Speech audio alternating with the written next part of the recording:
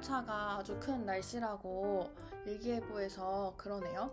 우리 모두들 이럴 때일수록 감기랑 또 코로나를 조심하길 바랍니다.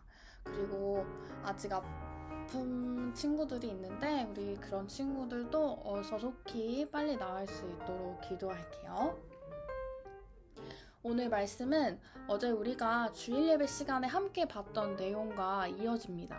바로 이 피부병에 관한 내용이에요.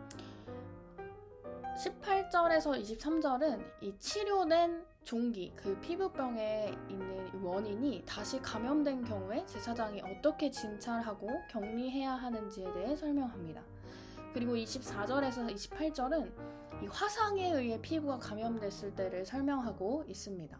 그리고 29절에서 39절은 이 옴이라고 불리는 피부병, 아마도 비듬과 같은 피부병이었을 거예요. 비듬과 같은 것들이 흩날리는 그런 피부병이 걸렸을 때 어떻게 해야 하는지에 대해서 설명하고 있습니다. 제사장은 이 아픈 부위를 잘 살펴보고 만약 증상이 확연하게 드러나지 않은 경우에는요, 7일간 격리하도록 하고 다시 검사를 함으로 증상이 심해지고 퍼졌는지에 대해 이 전염성의 여부를 파악한 후 판단을 내려야 합니다. 만약 다시 검사했음에도 확실하지 않다면 아픈 부위 근처의 모발, 털을 모두 민 다음 다시 7일간 격리하고 나서 세 번째 검사를 해야 합니다. 이 아픈 부위는 부정하고 아픈 부위의 흔적은 정결하므로 제사장은 이 차이를 구별할 수 있는 안목과 지식을 갖춰야 했습니다. 제사장의 판단에 따라 이 환자에 대한 조치가 달라지기 때문입니다. 이 오늘 본문의 피부병은요, 병 자체가 부정한 것이 아닙니다. 우리가 레위기 13장에서 볼 수 있는 이 피부병을요, 원어로 보게 되면 짜라트라는 단어를 사용하고 있습니다. 이 단어는 내리치다 라는 뜻을 가지고 있습니다. 그래서 이 많은 사람들이 설교하거나 이 본문을 이야기할 때 나병으로 번역된 이 피부병들이요, 죄로 인한 벌이나 하나님께 순종하지 않은 결과라고 이야기합니다. 뜻 자체가 이 내리치다라는 의미로 하나님이 내리치신다라고 해석하기 때문입니다. 그러나 그런 뜻이 아니라 그저 피부병을 의미합니다.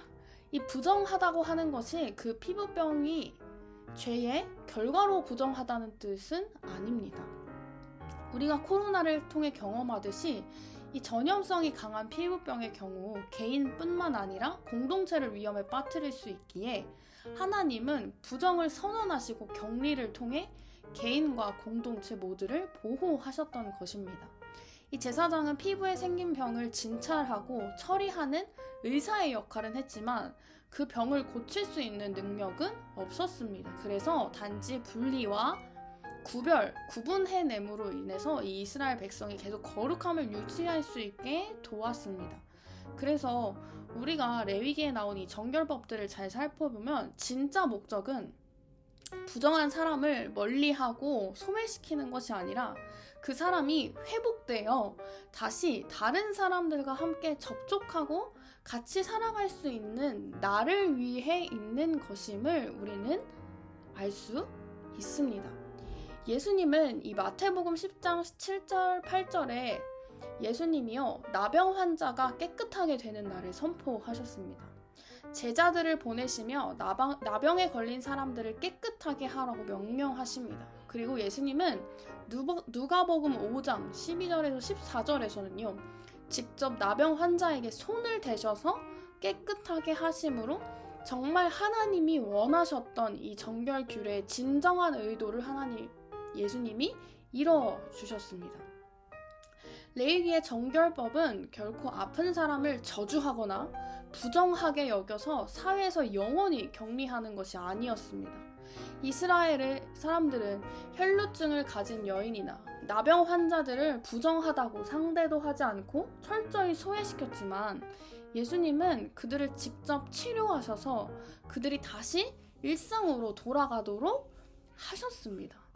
오늘 우리가 배운 정결법은요, 아픈 사람들을 부정하다고 정죄하는 것이 아니라 그 사람들이 다시 공동체로, 다시 사회로, 또 예배 공동체로 돌아오게 하는 것이 진짜 하나님이 가지신 진정한 목적임을 알 수 있습니다.